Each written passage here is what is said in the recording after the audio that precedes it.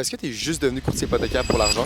Au fil du temps, j'ai vraiment réalisé à quel point les finances personnelles, c'est vraiment un domaine qui est méconnu de beaucoup de gens. On a besoin d'éduquer les Québécois vraiment au niveau des finances pour qu'ils puissent prendre des bonnes décisions au final. C'est correct de ne pas être en finance, mais je pense que tout le monde devrait bien comprendre les finances. L'hypothèque, ça fit là-dedans. C'est la plus grosse dépense des ménages. On vient acheter une maison, on vient s'endetter à un niveau qui est vraiment très, très élevé. Je pense que c'est un bon achat, mais je pense qu'il faut bien comprendre dans quoi on s'embarque. Puis je pense que je pouvais amener quelque chose d'intéressant à ces personnes-là. J'ai toujours eu une facilité avec les finances, je me suis toujours intéressé à ça. Fait que je pense qu'en allant en courtage hypothécaire, ça me permettait d'aider des gens. Ton background avant d'être courtier hypothécaire? J'ai toujours travaillé en technologie, en développement des affaires. C'est une des raisons aussi pourquoi j'ai décidé d'aller en courtage hypothécaire. C'est qu'en courtage hypothécaire, un des plus gros défis, c'est le développement des affaires, c'est de trouver de la clientèle. Moi, j'étais très, très bon là-dedans. Puis, mixé avec mes compétences en finance, mon intérêt pour la finance, je trouvais que c'était un bon mix. Puis, ça serait quoi le conseil que tu donnerais à une personne justement comme toi, qui est peut-être 20, 25, 30 ans, qui aimerait se lancer comme travailleur autonome ou entrepreneur? Je pense qu'il faut avoir un gros coussin. C'est pas facile au début. Je pense qu'il faut avoir un beau réseau. Je pense qu'il faut avoir peut-être passé au travers du processus une première fois. Il y a beaucoup de gens qui vont se lancer très, très jeunes. C'est vraiment une bonne chose. Puis honnêtement, chapeau à eux.